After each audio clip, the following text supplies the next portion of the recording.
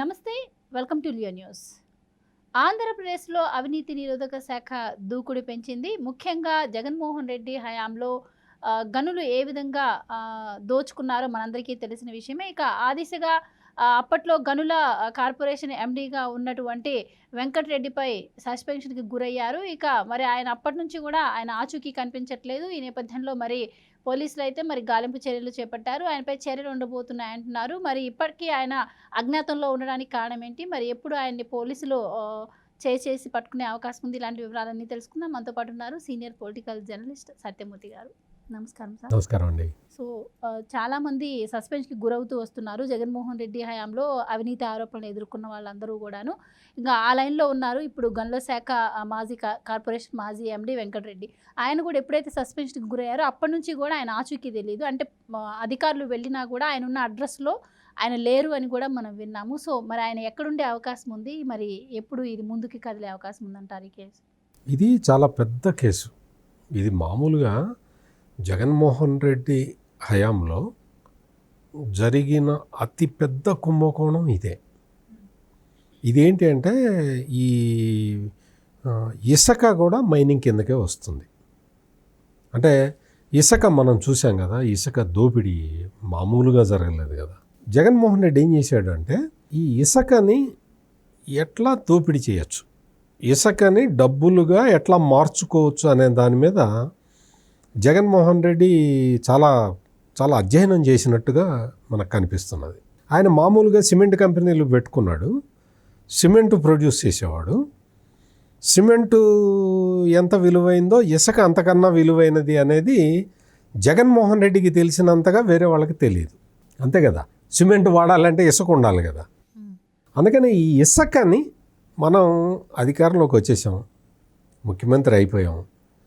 ఇసుక సరఫరాని కట్టడి చేస్తే మనకి లాభాల పంట, ప్రభుత్వానికి కాదు సుమా, మనకు వ్యక్తిగతంగా అని ఒక నిర్ణయానికి వచ్చిన తర్వాత వెతికి ఈ వెంకటరెడ్డిని తెచ్చుకున్నాడు.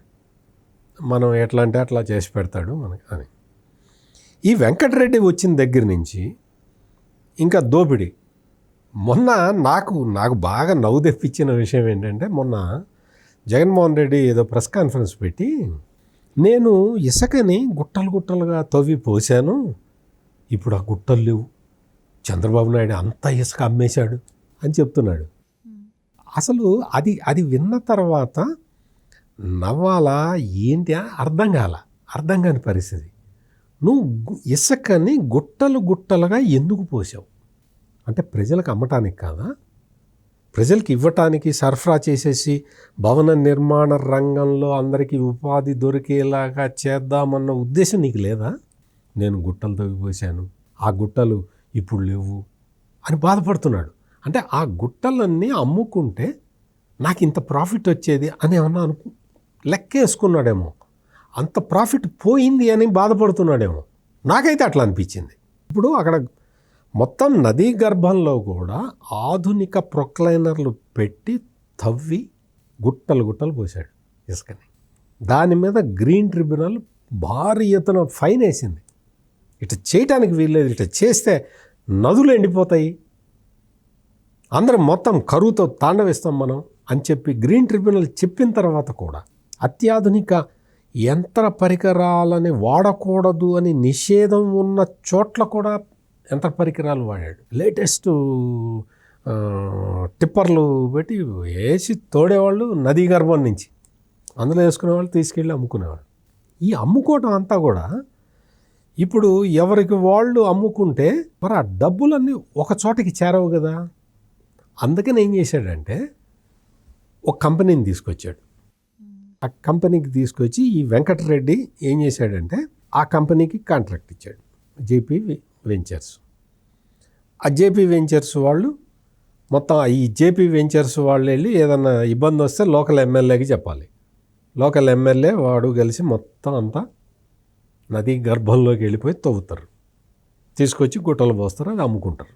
ఇది ప్రాసెస్ అన్నమాట. జేపీ వెంచర్స్కి వెళ్ళే డబ్బులన్నీ అటుపోతాయి. ఎటుపోతాయి తెలుసు కదా, అటుపోతాయి. ఈ తరహాలో మొత్తం అంతా కూడా ఇసుక దోపిడీ జరిగింది. దీనికి అంతటికీ ప్రధానమైన కారణం వెంకటరెడ్డి. ఈ జేపీ వెంచర్స్ కాంట్రాక్టు ముగిసింది. కాంట్రాక్టు ముగిసిన తర్వాత వాళ్ళని పంపించేసి ఇంకో కంపెనీని తెచ్చారు. అది కూడా ఒక ఫ్రాడే తీసుకొచ్చారు. ఈ జేపీ వెంచర్స్ కంపెనీ రాష్ట్ర ప్రభుత్వానికి 800 కోట్ల రూపాయల డబ్బులు చెల్లించాలి, బకాయి పడ్డది. 800 కోట్లు జేపీ వెంచర్స్ రాష్ట్ర ప్రభుత్వానికి ఇవ్వాల్సిన డబ్బులు. ఆ డబ్బులు ఇవ్వకుండానే ఈ వెంకటరెడ్డి 800 కోట్లు బకాయి ఉన్న విషయాన్ని మరుగున పెడుతూ నో డ్యూ సర్టిఫికేట్ ఇచ్చేశాడు. అంటే ఏంటి దాని ఉద్దేశం? ఈ 800 కోట్లు ఎవడో కొట్టేసినట్టే కదా. ఎవరు కొట్టేశారనేది ఈ విచారణలో తేలుతుంది. 8 అంటే ఒక్క స్ట్రోకులో 800 కోట్ల రూపాయలు కొట్టేశారు. అది ఈ వెంకటరెడ్డి మీద ఉన్న ప్రధానమైన ఆరోపణ. నువ్వు నో అబ్జెక్షన్ సర్టిఫికేట్ ఎందుకు ఇచ్చావు? నో డ్యూ సర్టిఫికేట్ ఎందుకు ఇవ్వాల్సి వచ్చింది? డ్యూ ఏం లేదు, 800 కోట్లు డ్యూ ఉంది కదా, అయినా ఎందుకు ఇచ్చావు? నీకు నో డ్యూ సర్టిఫికేట్ ఇవ్వమని నీకు ఎవరు చెప్పారు? నువ్వు ఎందుకు ఇచ్చావు? 800 కోట్లు నువ్వు కొట్టేశావా, ఎవరికైనా ఇచ్చావా? ఇస్తే వాళ్ళు ఎవరు? ఇప్పుడు ఈ విషయాలు తేలాలి. ఇదే కాకుండా గనుల శాఖలో ఇంకా చాలా అక్రమాలు జరిగినాయి. గనులకు సంబంధించి గనుల కేటాయింపు దగ్గర నుంచి అన్ని అక్రమాలే. గనుల మొత్తం మైనింగ్కి సంబంధించి పాత కంపెనీలన్నింటినీ వెళ్ళగొట్టేసి కొత్త కంపెనీలకి కాంట్రాక్టులు ఇవ్వటం, ఆ కాంట్రాక్టుల నుంచి ముడుపులు తీసుకోవటం, ఇవన్నీ ఇంకొక భాగవతం. ఇటువంటివి ఎన్ని జరిగినాయో లెక్కలేదు. వాటి మీద ఇప్పుడు ఎంక్వైరీ జరుగుతున్నది. ఎప్పుడైతే పోలీసులు దీనికి సంబంధించిన నోటీసులు ఇచ్చారో ఆ రోజు నుంచి వెంకటరెడ్డి కనపట్టాల. ఎక్కడికి వెళ్ళాడో తెలియదు. ఎక్కడుంటాడు, ఎక్కడికి వెళ్ళుంటాడు, ఎక్కడ ఆచూకీ తెలియట్లేదు. దాచిపెట్టారా ఇతన్ని? ఎక్కడైనా దాచిపెట్టారా? లేదు ఇతన్ని ఎవరైనా కిడ్నాప్ చేసి తీసుకెళ్లారా? అసలు ఇతను ఎక్కడ ఉండటానికి అవకాశం ఉంది? మనం అంతకు ముందర చూసాం. బెవరేజెస్ కార్పొరేషన్ ఎండీగా ఉన్న వాసుదేవరెడ్డి బెంగళూరులో కనిపించాడు. జగన్మోహన్ రెడ్డి ప్యాలెస్ ఉంది, యలహంక ప్యాలెస్, దాని దగ్గరలో ఒక హోటల్లో కనిపించాడు. అంటే యలహంక ప్యాలెస్లో ఎప్పుడు పిలిస్తే అప్పుడు వెళ్ళొచ్చేలాగా దగ్గరలో ఉన్నాడు. అట్లా మరి వెంకటరెడ్డి కూడా అక్కడే ఉన్నాడా? లేదు వెంకటరెడ్డి ప్యాలెస్ లోపలే ఉన్నాడా అనేది ఇప్పుడు డౌట్. ప్యాలెస్ లోపలే ఉన్నాడా? ఎందుకంటే చాలా ఇంపార్టెంట్ వ్యక్తి. ఎండి, మాజీ ఎండి వెంకటరెడ్డి చాలా ఇంపార్టెంట్ వ్యక్తి. ఈ డబ్బులు ఎక్కడికి వెళ్ళినాయి, 800 కోట్లు ఎక్కడికి వెళ్ళినాయి అనేది చూడాల్సి ఉంటుంది. అతను చెప్పాల్సి ఉంటుంది. ఈ 800 కోట్లే కాకుండా అసలు మొత్తం తవ్వింది ఎంత, అమ్మింది ఎంత, వచ్చింది ఎంత, ఈ ట్రాన్సాక్షన్స్ అన్నీ ఎట్లా జరిగినాయి, ఆన్లైన్లో అంటే క్యాష్ ట్రాన్సాక్షన్స్ జరిగినాయా, ఆన్లైన్లో జరిగినాయా, ఇవన్నీ ఎక్కడికి వెళ్ళినాయి, ఏంటి, ఈ విషయాలన్నీ కూడా వెంకటరెడ్డి చెప్పాల్సి ఉంటుంది.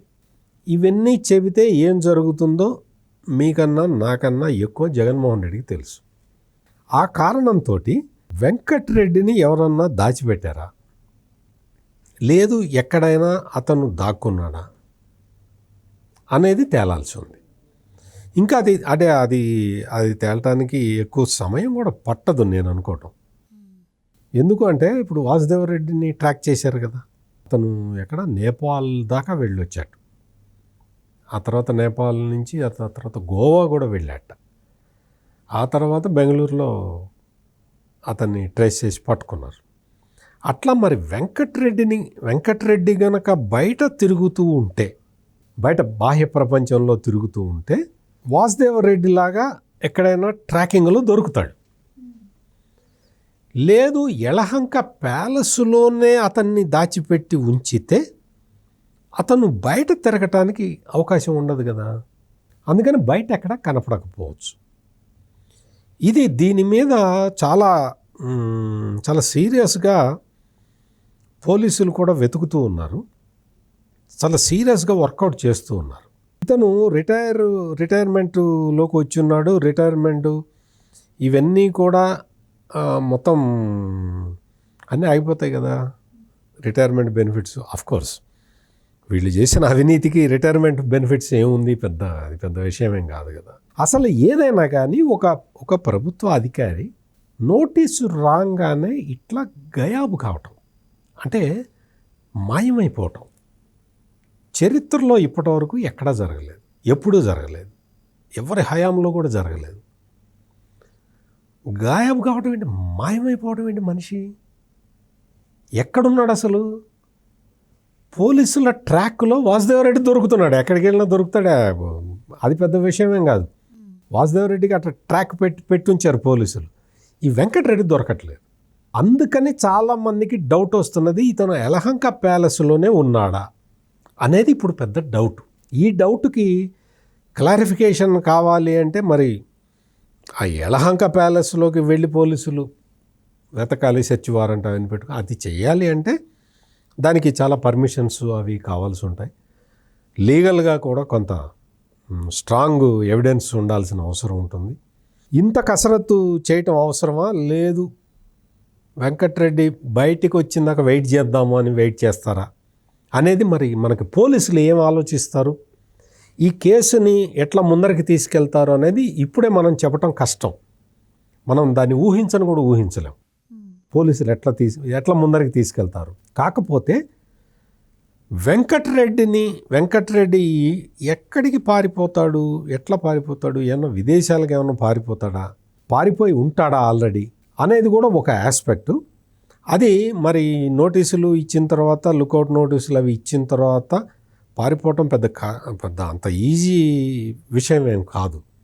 మనం చూసాం కదా, దేవినేని అవినాష్ దొరికాడు, పిన్నెల్లి రామకృష్ణారెడ్డి దొరికాడు, కొంతమంది తప్పించుకున్నారు. అట్లా మరి ఇతను ఎక్కడున్నాడు అనేది ఒక $1 మిలియన్ క్వశ్చన్. అది కొంతమంది అనటం ఏంటంటే యలహంక ప్యాలెస్లో దాచిపెట్టారు, అడ్వకేట్లతోటి వాళ్ళతోటి మాట్లాడుతున్నారు అనేది అదొక వాదన. అది ఎంతవరకు వాస్తవమో తెలియదు కానీ మనకి. బట్ వెంకటరెడ్డి అంటే మనకు కొంత సమాచారమే వస్తుంది. పోలీసులు మొత్తం కేసు ఇన్వెస్టిగేషన్ మొత్తం మనకు తెలియదు కదా, వాళ్ళు ఎటుపోతున్నారు, ఏం చేస్తున్నారు, ఎట్లా ట్రాక్ పెట్టారు అనేది మనకి తెలియాల్సిన అవసరం కూడా లేదు. వాళ్ళు ఎవరు కూడా అట్లా చెప్పరు. కాకపోతే ఏంటంటే మనకి జర్నలిస్టులుగా మనకున్న సోర్సుల ద్వారా మనం కనుక్కుంటే ఇతను వెంకటరెడ్డి ఎక్కడో ఉన్నాడు, సేఫ్గానే ఉన్నాడని అనుకోవాల్సి వస్తుంది. ఆ సేఫ్ ప్లేస్ ఏది అనేది మరి త్వరలో తెలియటానికైతే అవకాశం ఉంది. Thank you so much. నమస్కారం.